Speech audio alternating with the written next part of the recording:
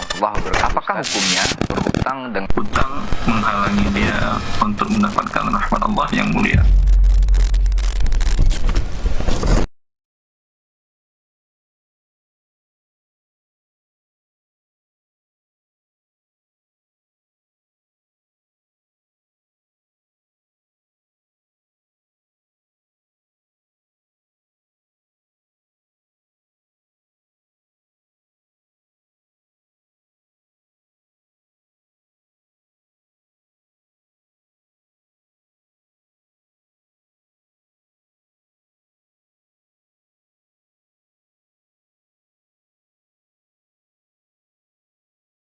Dr. Erwandi Tarmizi MA Hafizahullah Ta'ala. Kita bersalawat dan salam juga kepada Rasulullah Sallallahu Alaihi Wasallam selaku uswah hasanah kita dalam kehidupan. Senantiasa kita bermohon salawat dan salam kita tersambung hendaknya kepada seluruh keluarga, kepada para sahabat-sahabatnya, dan tentunya kepada orang-orang yang istiqomah menjaga dan menjalankan ajaran serta sunnah-sunnah beliau hingga hari kiamat kelak. Baik para pemirsa dimanapun antum dan antuna berada, kita sudah bergabung bersama guru kita untuk kesempatan hari ini. Kita sapa dulu beliau. Assalamualaikum warahmatullahi wabarakatuh, Ustaz. Halo, Assalamualaikum Waalaikumsalam warahmatullahi wabarakatuh. Masya Allah. Bagaimana kabarnya di hari ini, Ustaz? Alhamdulillah, kabar baik, akhi.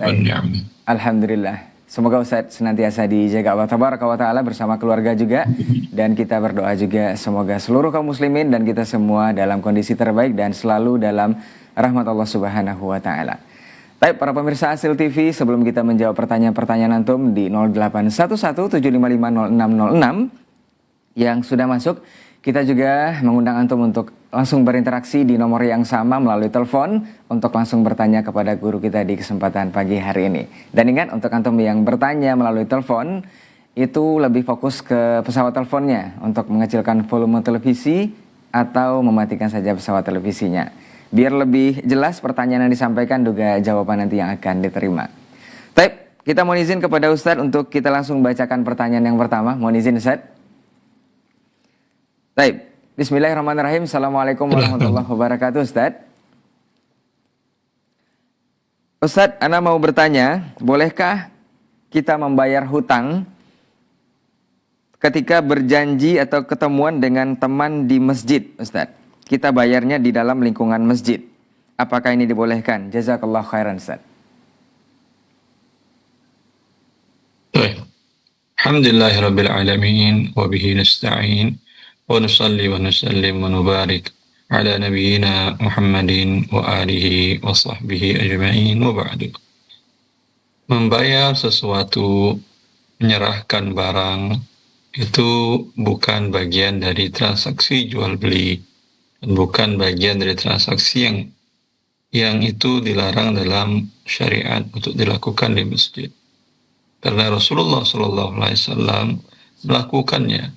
Seperti yang dikatakan oleh Jabir, bahwa Rasulullah membeli untanya dengan tidak tunai, lalu ketika bertemu di masjid, faqadani wa zadani, Rasulullah membayar hutangnya kepadaku dan melebihkannya. Ya, maka ini boleh. Akadnya di luar masjid, lalu alhamdulillah ketemuan nanti pada saat kajian, saya bawa barang kamu, boleh. Dan nanti barang sudah saya terima, uangnya saya bayar nanti di kajian di masjid, boleh juga. Nah. Baik, barakallahu fiik, jazakallahu khairan untuk penjelasan dan jawabannya dari pertanyaan saudara kita yang melakukan pembayaran hutangnya di masjid. Ini tidak masalah. Baik, kita akan lanjut ke pertanyaan berikutnya. Assalamualaikum warahmatullahi wabarakatuh, Ustadz. Semoga Allah melindungi Ustadz, keluarga, dan seluruh kaum muslimin. Afwan, izin bertanya Ustadz. Apa hukum haji furoda, Ustadz? Apakah beda antara haji furoda dan mujammalah? Jazakallah khairan Ustadz atas jawabannya, barakallahu fiik. Wallahu a'lam. Kalau perbedaan ditanyakan, saya bukan ahlinya. Tanyakanlah ke Asosiasi Penyelenggara Haji dan Umrah Indonesia. Nah, Ustaz. Tapi kalau Anda tanyakan apa hukum dua-duanya, mau furoda, mau mujamalah, ya, atau yang lainnya, bila transaksi itu tidak mengandung riba, tidak mengandung gharar, dan tidak mengandung kezaliman, hukum asalnya boleh. Nah, Kalau umpamanya Anda katakan, tanyakan, saya berangkatnya kapan? Tahun ini. Kapan keluar visa saya? Tanggal tanggal 29 Zulqa'dah. Bisa kamu keluar, kamu bisa berangkat di tanggal 1 Zulhijjah atau 2 Zulhijjah. Ya, nah, itu jelas. Itu berapa harganya, sekian. Dan dia ridho dan bayar. Itu boleh. Mau mujamalah namanya, mau furoda namanya, apapun. Tapi kalau dikatakan kami nggak bisa memastikan, tergantung dari Arab Saudinya kapan, ini mengandung unsur gharar. nah. Ya, kalau gharar membatalkan akad. Ya, Baik. kalau tadi dikatakan tanggal 29, tanggal 1, tanggal 2, sekarang yang visa ini malah dikatakan tidak ada visa tahun ini. Kan ghararnya tinggi, dan gharar yang tinggi hukumnya diharamkan. Nah, An-Nabi sallallahu alaihi wasallam an bai'il hasati wa bai'il gharar. Bahwa Nabi SAW telah melarang jual beli yang mengandung unsur gharar, ketidakjelasan. Wabillahi taufiq. baik, barakallahu fiik, jazakallahu khairan Ustaz untuk jawaban dan penjelasannya mengenai hukum ya haji furoda ataupun mujamalah. Untuk definisi sendiri mungkin bisa ditanyakan ke pihak yang terkait ya untuk hal ini. Dan mudah-mudahan untuk antum yang bertanya bisa paham dari jawaban Ustaz dan juga ilmu untuk kita bersama di hari ini. Baik, kita akan lanjut ke pertanyaan berikutnya. Sebelumnya kita informasikan untuk antum yang ingin bersoal jawab di 081175500606 untuk lebih fokus ke pesawat teleponnya. Kita jawab pertanyaan berikutnya. Dari Abu Akilah di Batam. Assalamualaikum Ustadz. Ustadz, ana ada usaha jual beli murabahah, di mana ana beli motor sama pedagang motor untuk dijual murabahah Ustadz. Namun ana mau jual juga motor dari pedagang tersebut secara cash dan mendapatkan keuntungan juga, dalam tanda kurung menjadi wakil pedagang tersebut. Namun apabila ada yang mau beli, ana beli juga ke pedagang tersebut. Apakah boleh hal semacam ini Ustaz? Syukron Ustaz. Boleh, tidak ada masalah. Tiga-tiganya boleh. Baik Anda dengan cara murabaha atau dengan cara Anda beli terlebih dahulu bila ada pembeli sebelum Anda jual ke dia, maka hukumnya boleh. Baik. Baik, barakallahu fiik, jazakallahu khairan untuk jawabannya dari Abu Akilah di Batam ya, pertanyaan seputar jual beli murabahah ini. Mudah-mudahan bisa dipahami dari jawaban Ustadz. Kita lanjut ke pertanyaan berikutnya. Assalamualaikum Ustadz. Apakah boleh saya sebagai makelar Ustadz itu makelar tanah menaikkan harga tanah kepada pembeli Ustadz? Nah Ustadz. Kalau bentuk makelarnya Anda dapatkan dari salah satu pihak, bisa jadi dari pemilik barang atau dari yang pembeli barang. Masing-masing akan ada wakil dari pemilik. Nah. Yang akan diambil fee adalah pemilik barang. Kalau Anda wakil dari pembeli, tentu Anda akan berpihak kepada pembeli dan mencarikan harga semurahnya sehingga dia beri Anda fee menjadi sebuah kelaziman bagi dia dan mengikat. Tapi kalau Anda mengambil fee dari dua-duanya, dari pembeli juga, dari penjual juga. Ya, lalu mereka terserah mereka, ya, Nah, maka ini tidak dibolehkan dinamakan dengan tawalli tarafayil akad. Kecuali Anda mengatakan, saya tidak berakad dengan salah seorang pun dari Anda, baik. saya hanya menemukan dengan penjual atau dengan pembeli, masing-masing pihak beri fee ke saya. Dari awal harus jelas. Mereka memperkirakan kalau fee dari si penjual umpamanya 2%, ya udah 2%. Tapi kalau dapatnya dari dua belah pihak, tentu masing-masing ngasih 1%, 1%. Seperti itu. Nah, baik, jazakallahu khairan Ustaz untuk jawaban dan penjelasannya mengenai makelar tanah ya untuk persoalan menaikkan harga ini. Tadi sudah dijabarkan oleh guru kita. Mudah-mudahan bisa dipahami untuk yang bertanya di persoalan ini. Kita masih mengundang antum di 0811-755-0606 untuk bertanya langsung. Sembarinya kita tunggu, kita jawab pertanyaan berikutnya. Bismillah, Assalamualaikum Ustadz. Ustadz, apakah saudara sepersusuan ini mendapatkan warisan Ustadz? Syukran Ustadz. Saudara sepersusuan tidak mendapatkan warisan. Hanya saudara nasab. Nah, baik, barakallahu fiik, jazakallahu khairan Ustaz untuk jawabannya. Untuk pertanyaan saudara sepersusuan apakah berhak mendapat warisan atau tidak? Jawabannya adalah tidak. Kita lanjut ke pertanyaan berikutnya. Assalamualaikum warahmatullahi wabarakatuh Ustaz. Afwan izin bertanya. Ustaz, ana ditawarkan pekerjaan di sebuah perusahaan IT. Dan posisinya ini menjadi finance manager. Dan ana tahu bahwa perusahaan tersebut punya hutang di bank riba Ustaz. Dan ada salah satu tugas ana nanti adalah melakukan pencairan kredit sesuai dengan PO perusahaan. Kemudian ana juga harus melakukan pembayaran supplier melalui bank konven tersebut. Bagaimana hukumnya bekerja di sana Ustadz? Mohon arahannya, barakallahu fiik. Allah barik fiik. Kalau Anda akan berhubungan dengan transaksi riba, baik pengajuan, pembayaran, atau mengecek lalu lintasnya, maka tidak halal Anda bekerja di situ. Tapi kalau Anda tidak ada hubungan dengan transaksi ribanya, Anda di bagian yang sama sekali tidak ada hubungan, maka hukum asalnya boleh. Wabillahi taufiq. Baik, nah barakallahu fiik, jazakallahu khairan Ustaz untuk jawaban dan barangkali juga nasihatnya untuk saudara kita yang bertanya seputar pekerjaan di sebuah perusahaan IT yang juga punya hutang di bank riba, yang bersangkutan juga dengan hal-hal seperti itu. Kita akan lanjut ke pertanyaan berikutnya dari saudara kita di Jakarta. Assalamualaikum warahmatullahi wabarakatuh Ustadz. Hamba Allah di Jakarta mau bertanya Ustadz, bagaimana hukum donor ASI di bank ASI Ustadz? Nah, Donor ASI di bank ASI hukumnya boleh.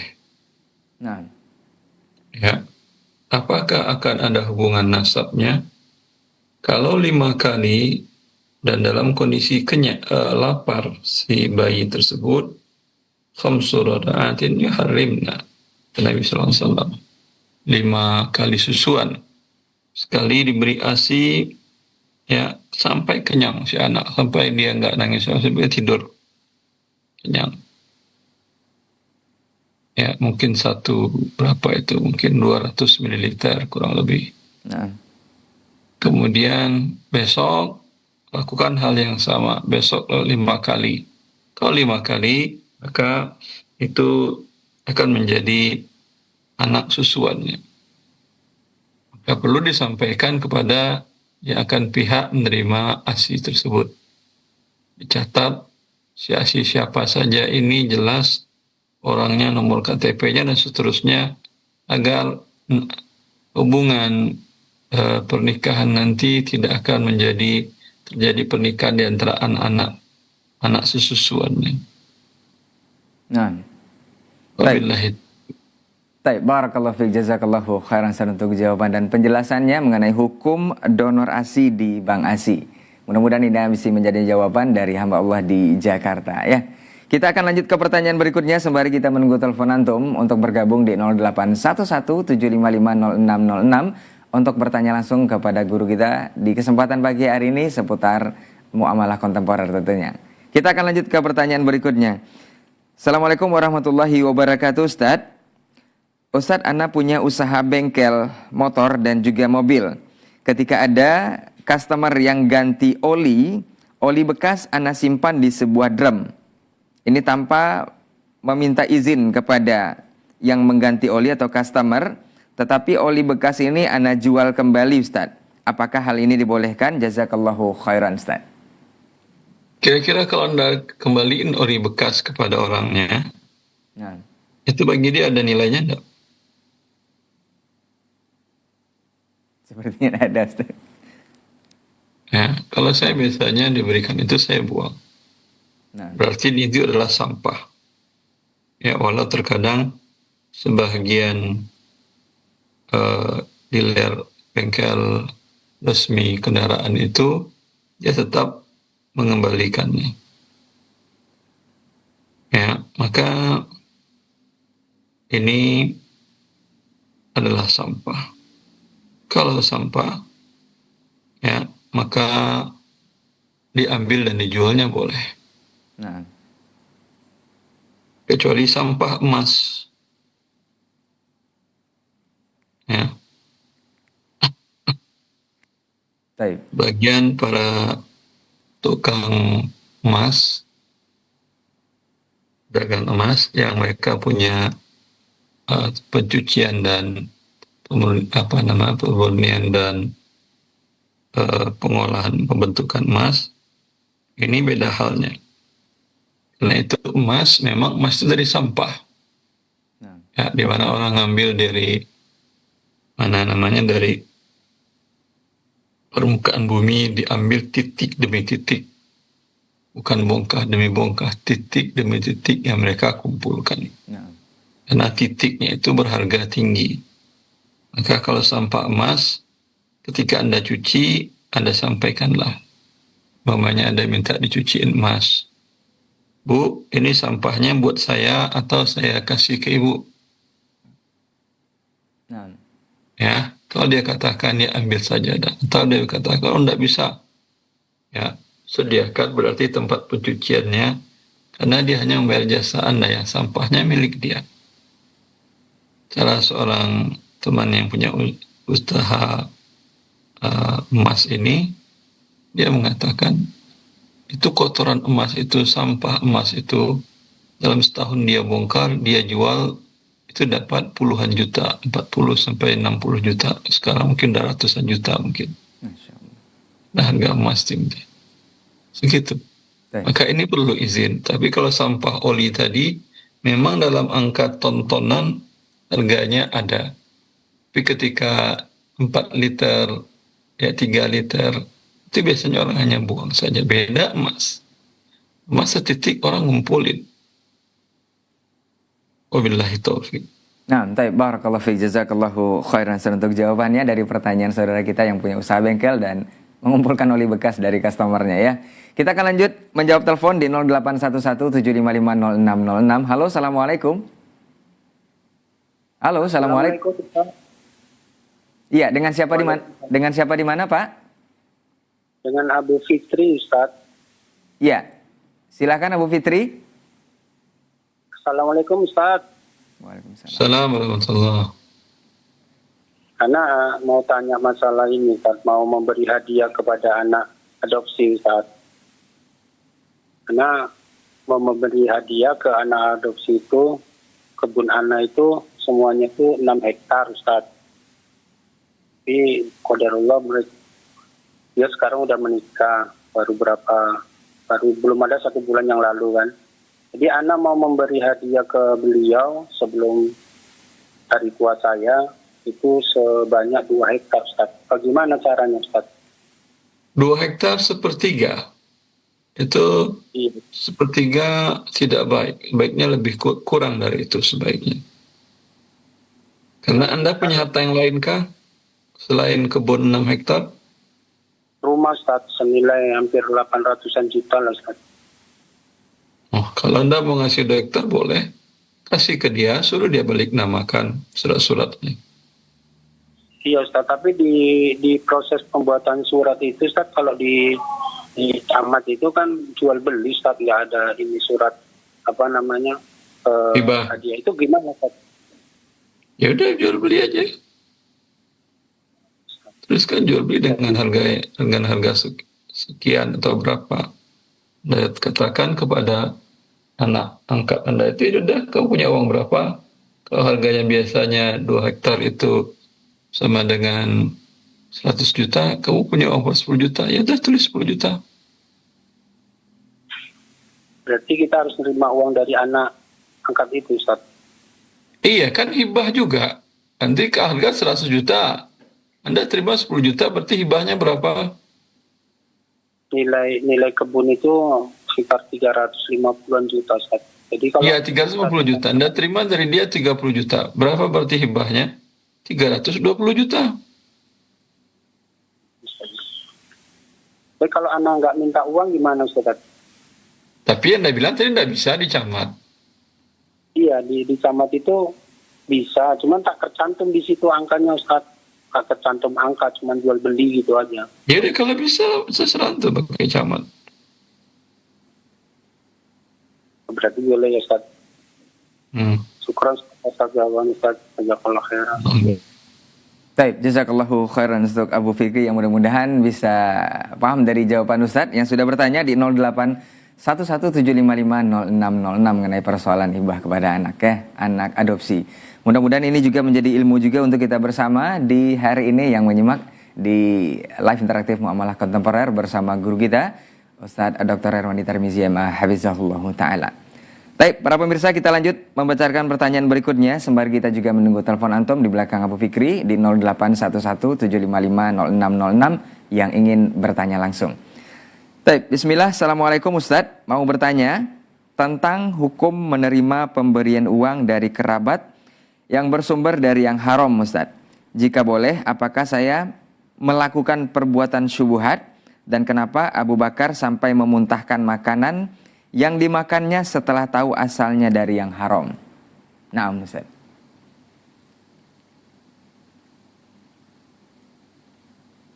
Baik Ustaz.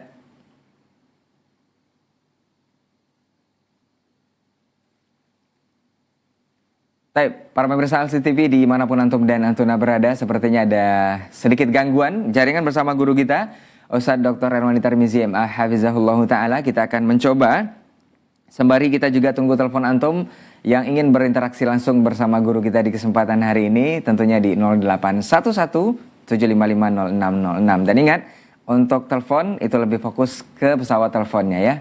Untuk menjauh dari televisi atau mengecilkan volume televisi, atau alternatif terakhir matikan saja televisinya untuk lebih fokus ke pesawat teleponnya agar pertanyaan yang antum sampaikan nantinya juga jawabannya akan diterima lebih jelas.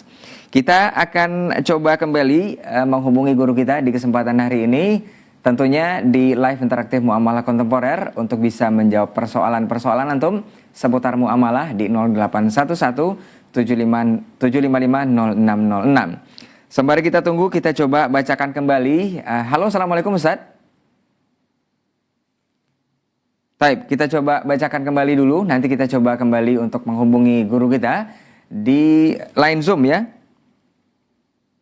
Baik, sepertinya koneksi kita bersama guru kita Ustaz Dr. Erwandi Tarmizi MA Hafizahullah Ta'ala di kesempatan pagi hari ini terputus ya. Untuk antum yang ingin bersoal jawab, sepertinya di kesempatan berikutnya kita akan coba kembali menjawab berbagai persoalan antum seputar muamalah kontemporer. Baik, kita coba kembali. Halo, assalamualaikum Ustaz. Waalaikumsalam warahmatullahi. Baik, kita lanjut bacakan pertanyaan Ustaz. Ana ulangi kembali Ustaz. Baik, bismillah. Assalamualaikum Ustaz. Ustadz mau bertanya tentang hukum menerima pemberian uang dari kerabat yang bersumber dari harta yang haram Ustadz. Jika boleh, apakah anak melakukan perbuatan syubhat Ustadz? Dan kenapa Abu Bakar sampai memuntahkan makanan yang dimakan setelah beliau tahu itu asalnya dari yang haram Ustadz? Nah Ustadz. Bila Anda yakin bahwa dapat dari yang haram, maka dapat dari yang haram itu bisa jadi karena pihak pemilik harta dizalimi. Itu umpamanya dikorupsi, dirampok, dicuri, dan seterusnya. Kalau ini Anda tahu itu, maka sepakat para ulama tidak halal Anda menerimanya. Bahkan dalam hukum legal, hukum manusia sekarang, dianggap Anda sebagai money laundry atau pencucian uang. Nah, Dan ini kejahatan internasional sebagai pencucian uang. Kalau para pihak setuju, tetapi syariat tidak menyetujui, seperti dia dapatkan dari riba. Anda tahu bahwa dia pekerjaannya hanya sebagai rentenir, meminjamkan uang dengan cara berbunga. Atau dia bekerja sebagai karyawan dari perusahaan-perusahaan ribawi, baik bank, finance, dan lain-lainnya. Anda tahu dia tidak ada pemasukan lain. Atau dia mengatakan, ini uang tadi gaji aku dari kerja ini aku beri kepada kamu. Tahu dan yakin. Maka dalam hal ini yang ada perbedaan pendapat para ulama.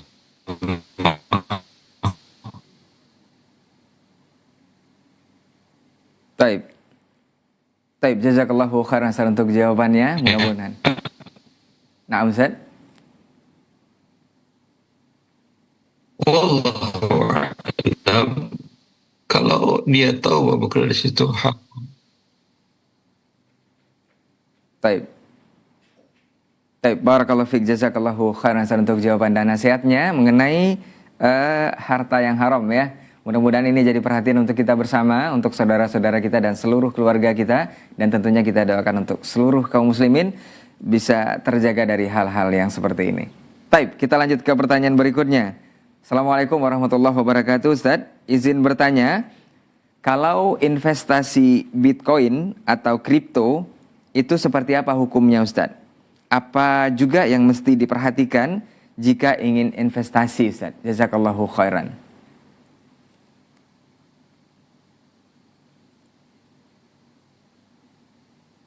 Nah, Ustaz. Bukan barang, bukan uang. Orang menggunakannya, membelinya hanya sekedar kalau dia naik, ya, kalau naik harganya didapat untung. Iya, Anda yakin sesuatu yang naik pasti akan turun. Nah. Sesuatu yang turun dia akan naik. Nah, maka orang yang mau membelinya, membeli sesuatu yang tidak ada. Kalau barang, itu ada kegunaannya. Anda beli beras, kegunaannya bisa mengenyangkan. Beli handphone, kegunaannya bisa digunakan untuk bertelekomunikasi. Nah. Kalau uang, dengan uang itu Anda bisa membeli barang. Kalau Bitcoin, dia bukan barang dan jasa, dan bukan uang. Lalu kenapa orang pada membeli? Dia hanya berharap nanti ketika naik dia jual. Beda dengan emas. Emas adalah memang fisiknya itu menjadi nilai. Sedangkan Bitcoin itu tidak ada nilainya kalau listrik padam. Ya.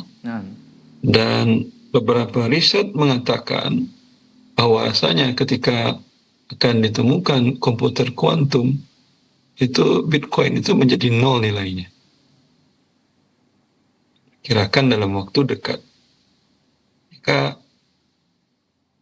sesuatu yang tidak ada nilai dan Anda beli dengan harta dan jerih payah Anda, ini adalah bagian dari membuang-buang harta dalam Islam.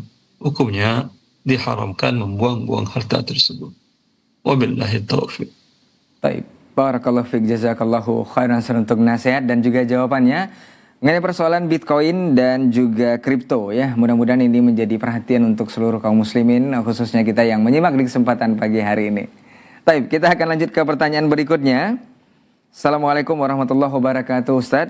Assalamualaikum ya Ustadz. Afwan izin bertanya. Saat ini Ana bekerja di bagian keuangan Ustadz. Setiap bulannya itu ada 4 transaksi bunga pinjaman bank atas modal usaha perusahaan dan setiap tahunnya ada perpanjangan atas pinjaman tersebut. Jobdesk Ana membuat laporan keuangan baik untuk internal maupun eksternal, termasuk laporan keuangan untuk perpanjangan bank. Yang ingin ditanyakan Ustadz, apakah gaji yang diterima itu 100% haram Ustadz? Dan untuk pengerjaan pencatatan 4 transaksi tersebut lebih kurang 30 menit dalam sebulan. Dan pengerjaan laporan keuangan lebih kurang 1 bulan Ustadz. Nah Ustadz. Mencatat riba, kemudian mengajukan pengunduran riba, pembayaran riba, dan menambahkan pembayaran dari hutang, itu yang haram. Walau Anda tidak digaji atas pekerjaan ini, Anda sudah mendapatkan murka dari Allah. Lalu atas perbuatan dosa tadi, Anda kemudian mendapatkan imbalan, maka imbalannya adalah harta haram. Wabillahi taufiq. Nah, barakallahu fiik, jazakallahu khairan untuk jawaban dari saudara kita mengenai persoalan pekerjaan beliau di pencatatan di sebuah instansi ribawi. Ya mudah-mudahan ini menjadi perhatian untuk kita bersama dan juga menjadi nasihat serta perlu dihindari hal-hal yang seperti ini. Baik, mudah-mudahan ilmu juga untuk para pemirsa yang menyimak di kesempatan pagi hari ini yang ingin bergabung silahkan ke 0811 7550606 untuk bisa dijawab langsung pertanyaan antum oleh guru kita di kesempatan hari ini. Baik, kita lanjut ke pertanyaan berikutnya. Bismillah, bertanya Ustadz, apakah syarat wasiat harta warisan dari orang itu harus lengkap ahli warisnya, dalam tanda kurung anak-anaknya Ustadz? Sementara saat itu ada saksi istri yang punya harta. Apakah wasiat itu sah Ustadz? Nah Ustadz.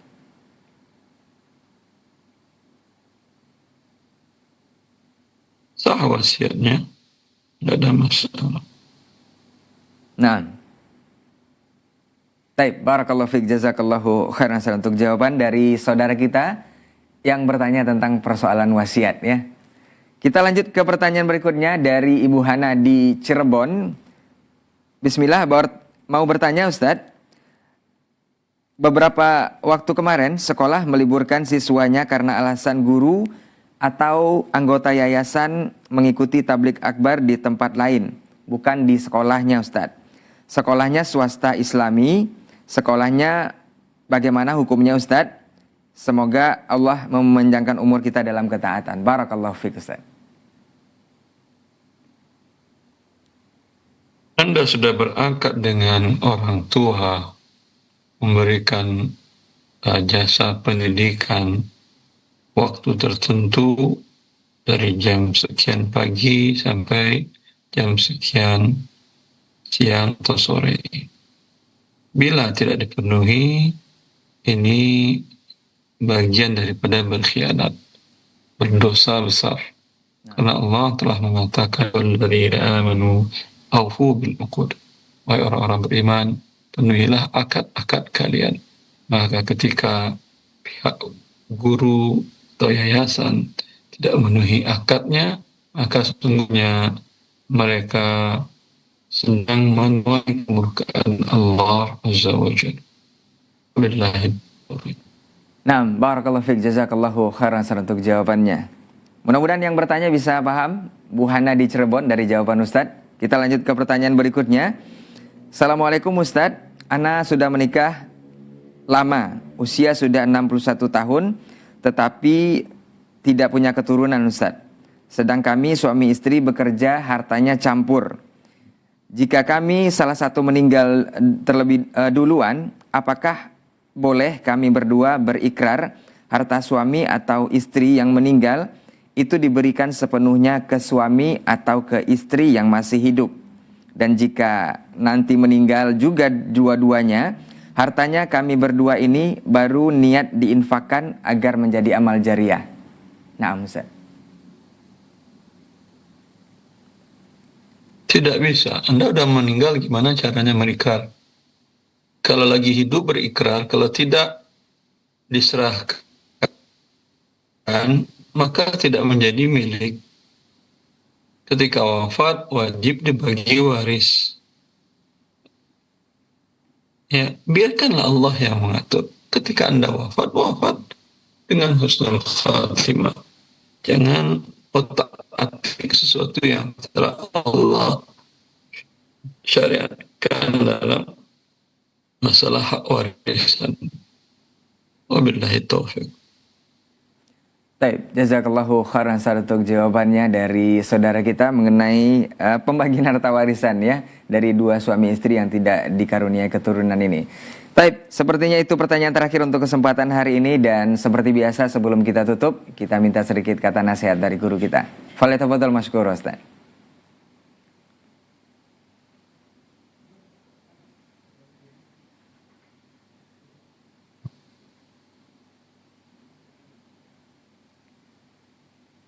Baik. Allah. Bani akhwati fillah, Allah pencipta Anda, pencipta langit dan bumi. Allah yang membuat aturan dalam kehidupan Anda, termasuk aturan dalam masalah harta, baik ketika Anda hidup ataupun setelah wafat. Maka biarkan semuanya diatur dengan ketentuan Allah. Jangan ada sedikit pun keinginan untuk mengganggunya. Karena jangankan urusan aturan, Anda urusan nyawa Anda, detak jantung Anda, paru-paru Anda, sel-sel di tubuh Anda tidak bisa mengaturnya, apalagi masalah aturan kehidupan. Assalamualaikum. Waalaikumsalam warahmatullahi wabarakatuh. Barakallahu fiik, jazakallahu khairan Ustaz untuk waktu dan juga ilmunya serta jawaban-jawaban yang sudah diberikan dari pertanyaan-pertanyaan pemirsa Asri TV yang bertanya di 0811 7550606 baik melalui telepon langsung ataupun pertanyaan melalui pesan singkat di layanan WhatsApp kita. Mudah-mudahan kita berdoa kepada Allah semoga dimudahkan juga untuk pekan berikutnya kita akan bersama guru kita lagi guna menjawab berbagai persoalan antum di sini seputar muamalah kontemporer. Terima kasih juga untuk antum yang sudah menyimak dari awal sampai akhir program ini. Mudah-mudahan bisa mengambil manfaat dan juga ilmunya. Dan jangan sampai lupa di pekan berikutnya kita akan bersama guru kita kembali. Afwan untuk semua salah kata dan khilaf bicara. Kita tutup dengan doa kafaratul majelis. Subhanakallahumma wa bihamdika. Asyhadu an la ilaha illa anta astaghfiruka wa atubu ilaik. Wassalamualaikum warahmatullahi wabarakatuh. Warahmatullahi wabarakatuh. Apakah hukumnya berhutang dengan Hutang menghalangi dia untuk mendapatkan rahmat Allah yang mulia. Jaringan dulu.